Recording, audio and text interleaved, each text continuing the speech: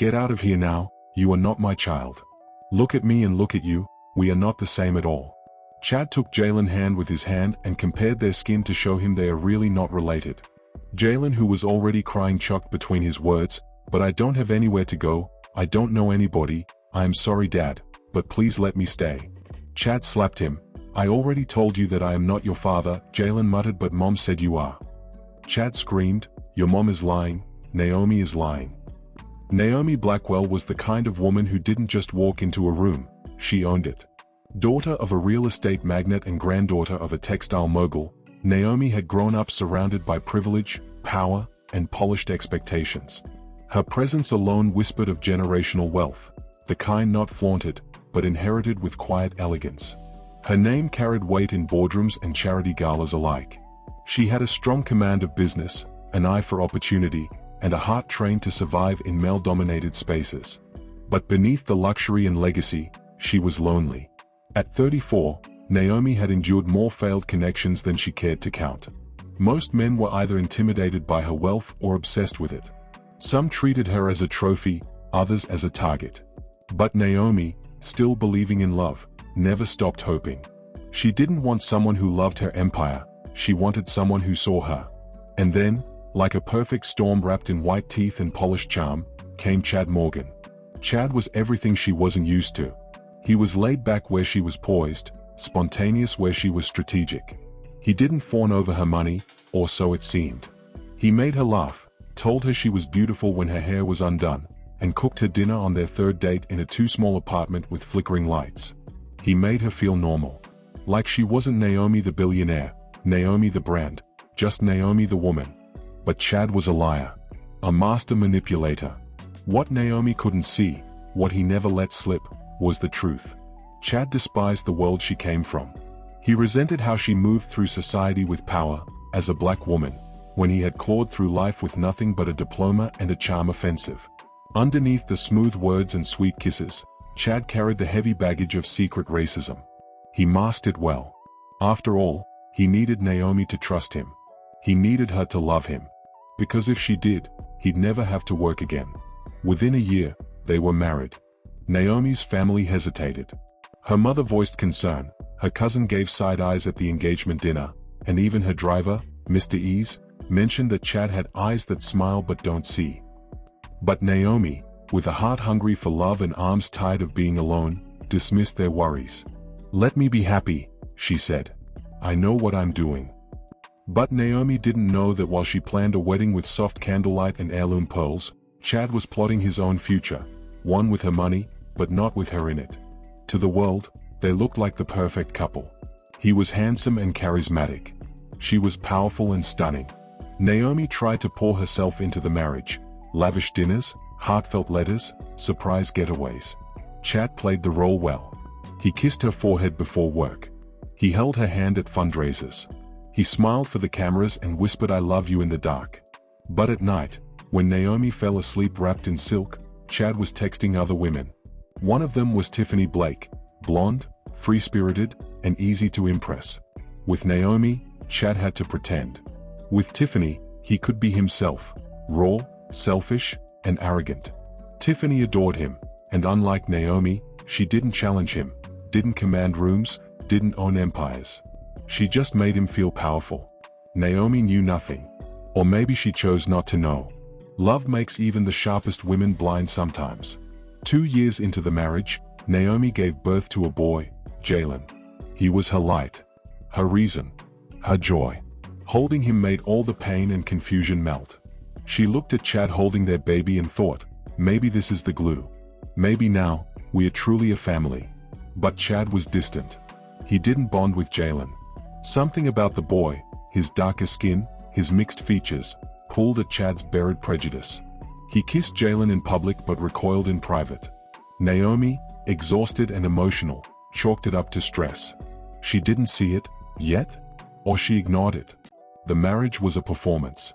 Naomi was holding it up with hope and devotion, while Chad smiled in the spotlight and cheated behind the curtains. Whispers of infidelity started to circle. Naomi defended him. People want to destroy what they can't have, she said. Chad loves me. But even she began to notice his coldness. The long absences. The fake smiles. The unspoken distance. One night, she reached for him in bed, and he turned away. She stared at his back, her hand lingering in the air. A tear slipped down her cheek. Was this love? Was this what she had longed for? Still, she stayed. For Jalen. For the dream. For the hope that maybe the man she married would return. But Chad was already gone. Inside, he had made a decision. It was time to stop pretending. It was time to get rid of her, for good. It began like any other morning. Naomi stood by the window, Jalen's soft giggles echoing through the marble-floored hallway. The sun had painted gold across the sky, and everything looked picture-perfect from the outside. But inside her home, something cold and silent had begun to move. Chad had stopped pretending. The warmth in his eyes was gone. His smile was mechanical. Even his "I love you" was clipped, like it was a line in a play he no longer wanted to perform. Naomi could feel it. But her love made her stubborn. She sat at the breakfast table that day, Jalen in his high chair, flinging bits of cereal around. She smiled at Chad. "We should take Jalen to the lake house this weekend. Just us. Maybe we need that." Chad didn't look up. "Yeah, maybe." He never looked up again. A week later, Chad suggested Naomi take a solo trip, just to clear her head. "You've been stressed," he said. "Go relax. You deserve it." Naomi felt a flicker of warmth. Was this him trying again? Loving her? She agreed. The day she left, Chad kissed her goodbye on the forehead. But something about that kiss felt final. On the road, Naomi's car brakes failed. It happened so fast. A screech, a swerve, the flash of headlights, then blackness. The car flipped off the road and burst into flames. Eyewitnesses would later say it was a miracle anyone survived. They didn't know what really happened. What nobody noticed was that Naomi hadn't been alone in that car. She had asked her assistant to join her for help. A last-minute request. One that would cost the young woman her life. Naomi was pulled out unconscious by strangers and rushed to a hospital under a Jane Doe status. The car burned to the frame. The assistant's body was unrecognizable. By the time Chad arrived on the scene, he identified the corpse as Naomi's. He didn't check. He didn't want to check. He smiled. He gave her a funeral that didn't even match her name. No press. No ceremony worthy of the woman she was. No legacy honored. No tributes from the charities she built or the employees who worshipped her. Just a plain casket, a closed one, lowered into the earth like she was just another rich woman whose time had come. He went home the next day and poured champagne with Tiffany Blake. Naomi's clothes were boxed and sent to storage. Her portraits were removed from the walls. And her company, the empire she built brick by brick, was placed under Chad's name through forged signatures and power of attorney tricks. He erased her. But one thing he couldn't erase was Jalen. And Jalen reminded Chad of the woman he wanted to forget. He reminded him that his blood now flowed through a black boy he could never fully claim without remembering what he did. Tiffany didn't want the boy around. She smiled in front of him, but behind Naomi's son, she wrinkled her nose, whispered things to Chad when she thought Jalen was asleep. "He's not mine, Chad. He's not us." Chad looked at Jalen one day, only 10 years old, and saw not a son, but a mistake. A shadow of a woman he killed. So he told him to leave. Just like that. No hug. No explanation. He packed a small bag, placed it in the boy's tiny hands, and walked him to the front gate. "You can leave now, you are not my child." Jalen, who has not understood what was going on, was just looking at him. Chad continued, "Look at me, AD, look at you, we are not the same at all."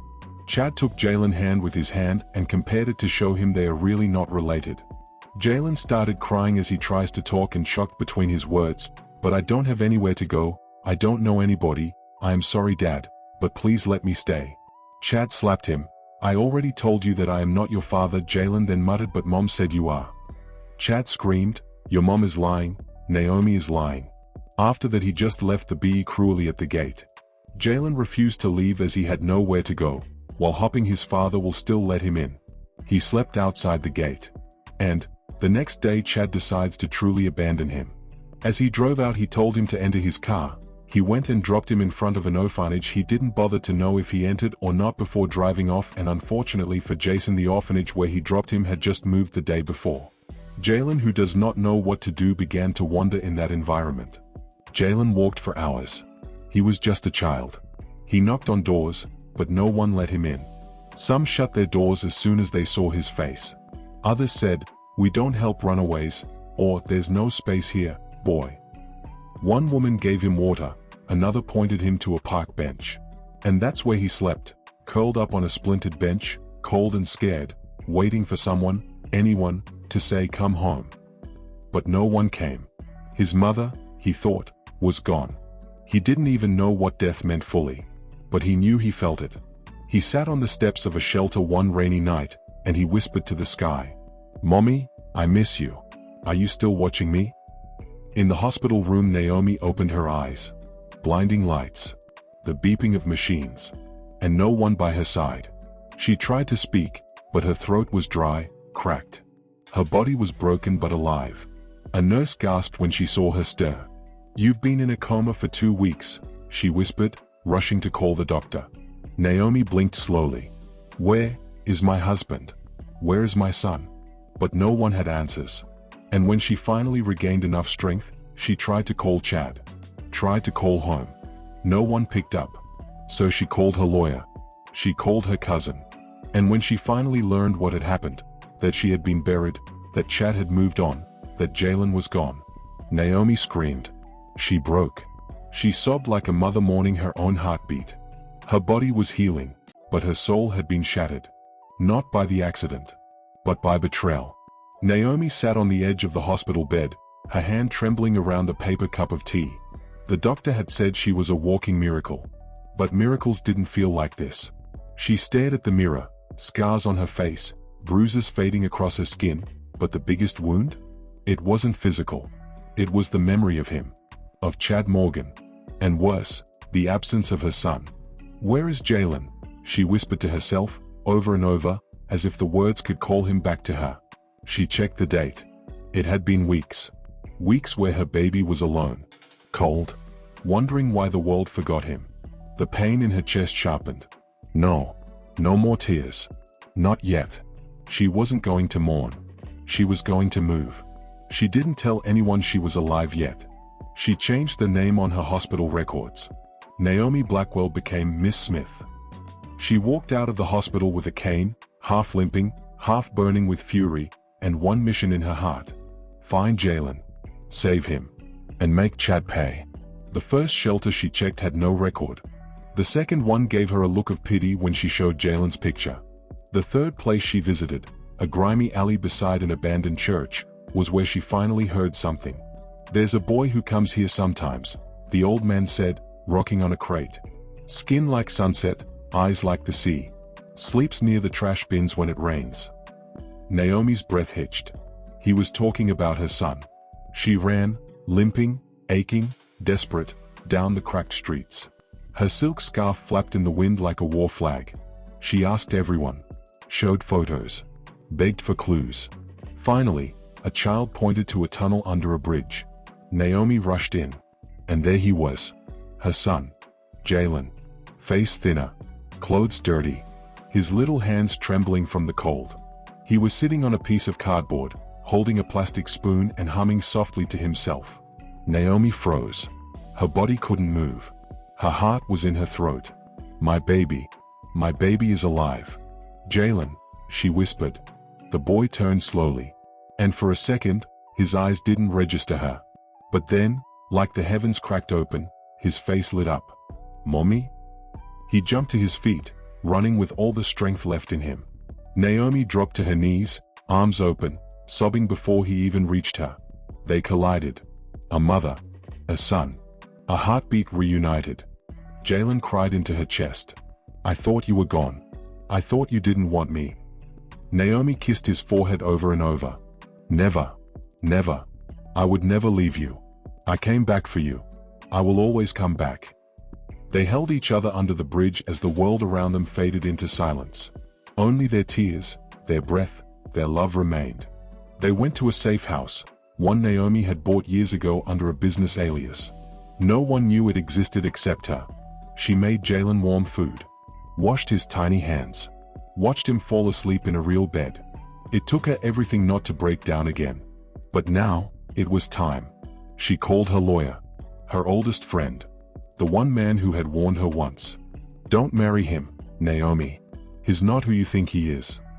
I need everything, she said. Property records. Power of attorney. My company's current leadership. Every signature since I died. I want it all. By morning, he brought the files. And Naomi saw it. Chad had forged her will. Transferred her shares. Liquidated a portion of her holdings to fund his new venture with Tiffany. Even her jewelry was listed under Tiffany Blake's name now. And her company, the legacy built by her grandfather, expanded by her father, and carried on by her, had been renamed. CM Holdings. Chad Morgan Holdings. Naomi stared at the papers with fire in her eyes. He buried me and then stole my name. Her lawyer nodded grimly. He thought you were dead. That makes this an airtight fraud case. But we'll need witnesses. Receipts. Time. Naomi stood. Then give me everything I need. While Chad and Tiffany flaunted their luxury on yachts, showing off Naomi's diamonds and drinking wine paid for with her sweat, Naomi was planning her return. She got security footage. Found the man Chad paid to sabotage the car, and turned him. She rehired the private investigator who had once tracked Chad's mistress. She found the funeral director who buried Naomi, and paid him to talk. Every piece, every lie, every signature was a nail in Chad's coffin. And still, she said nothing publicly. She let them party. Let them play house. Let Tiffany wear her clothes and sit at her boardroom table, pretending she belonged. And when the world least expected it, Naomi Blackwell would rise from the grave. The funeral was a lie. It started with a press release. Nothing loud. Nothing angry. Just a headline that shattered Chad Morgan's perfect little world.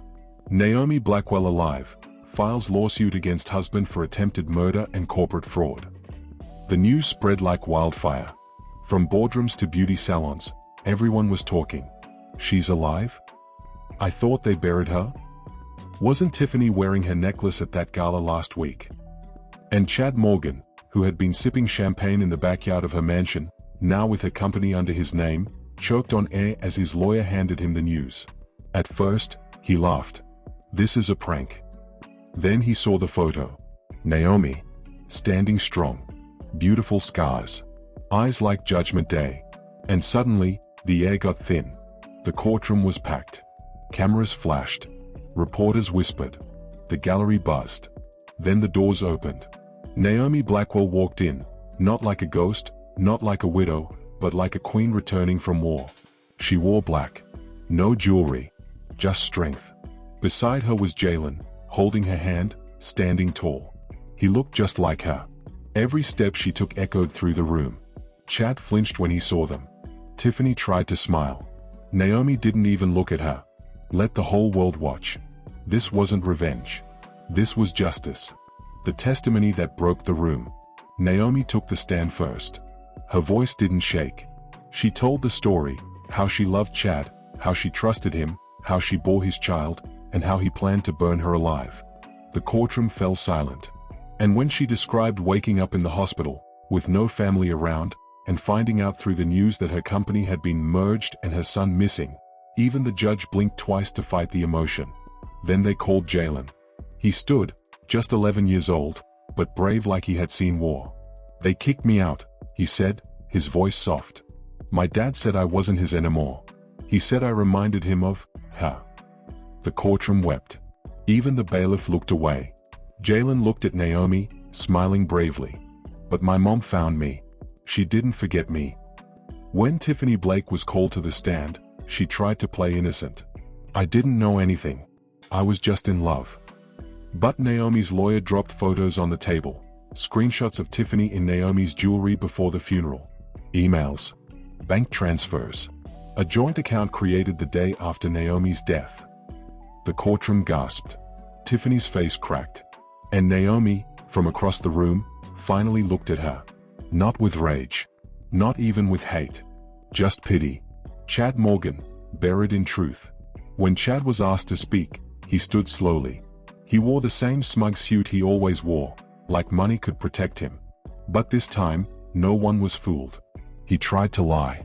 Blamed miscommunication. claimed Naomi had gone missing and he grieved how he could. But then, Naomi's lawyer played a recorded conversation. Chad's voice. His words. Once she's gone, I'll finally be free. I just need her out of the way. One small accident, done. The courtroom exploded. Gasps. Shouts. Even the judge slammed her gavel to silence the chaos. Chad turned pale. His smirk vanished. Naomi didn't smile. Not yet. Judgment Day. The verdict came swiftly. Guilty. Murder, attempted murder. Fraud. Forgery. Child abandonment. Conspiracy. Chad Morgan was sentenced to life in prison, with no possibility of parole for 25 years. Tiffany Blake was charged with complicity in fraud and served 5 years. The court ruled that all assets were to be returned to Naomi, including her company, her estate, her private holdings, and full custody of Jalen. As they led Chad away in handcuffs, Naomi stood. And this time, she smiled. Not for them, but for herself. Naomi stood in her father's old office, her name once again on the glass door. Naomi Blackwell, CEO. Jalen sat on the couch nearby, flipping through a comic. He looked up. Are we safe now? She walked over and kissed his forehead. Yes, baby. We are. He wrapped his arms around her. You saved me. She blinked away tears. You saved me, too. They stood by the window, sunlight pouring in. It wasn't the life she imagined. But it was real. And it was theirs. Naomi knew one thing for sure now. Love doesn't hurt. Deceit does. And the next time she gives her heart, it'll be to someone who knows what a real woman is worth. Naomi Blackwell died once. But the woman who returned? She will never be silenced again. Years had passed since Naomi Blackwell reclaimed her name, her legacy, and most importantly, her son. Life, though once shattered beyond recognition, had slowly begun to feel whole again. But love? That had been the final wall around her heart, tall and fortified, guarded by betrayal, and the echoes of Chad Morgan's deceit. She met Elijah Walker in the quietest of places, an art museum on a rainy afternoon in Boston. He wasn't loud or charming in the way that drew rooms in. He was still, kind-eyed, observant. A history professor with a gentle wit and a habit of listening more than speaking. And he was white too. That had made Naomi pause. Not because of Elijah, but because of the trauma Chad had left behind. In their early conversations, she caught herself waiting for the red flags she'd once ignored with Chad during their relationship. When she nervously told Elijah about her past, the accident, the betrayal, and her fear that trusting a white man again might be foolish, he held her gaze and said, Naomi, pain doesn't define your future. You do. I don't need to be your savior. I just want to walk beside you. She saw it in the little things.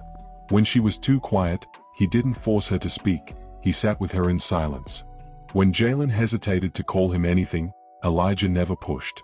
Instead, he showed up, again and again. School events. Late-night conversations. Birthday cakes baked from scratch, even when they fell apart. He didn't try to replace Jalen's father. He simply showed up in all the ways a man should. One night, Naomi remembered something from the early days with Chad. How she once shared her desire to adopt a child, and he'd scoffed, "Why would you want to bring someone else's problem into our world?" She had laughed it off then, called it stress. But Elijah, when she casually mentioned the same desire, simply said, "There's always room for more love." It was in that moment she realized, she had never been the problem. Chad had been a mirror of everything she was trying to heal. Elijah? He was the balm. The answer. The safe place. They married in a small garden surrounded by people who truly knew Naomi, friends who stayed, family who cried, and Jalen, who walked her down the aisle, proud and tall, saying, "You finally found someone who deserves you, Mom." Naomi's journey taught her, and the world watching, that love is never supposed to feel like suffocation disguised as sacrifice.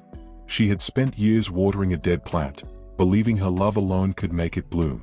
But no one thrives in soil poisoned by hidden hatred and deceit. She learned that it's okay to walk away from people whose energy doesn't match yours, even if you love them.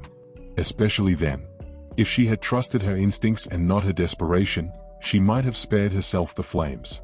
But sometimes, it is through the fire we rise the strongest. And most of all, she learned this. Love that is real does not need to be earned.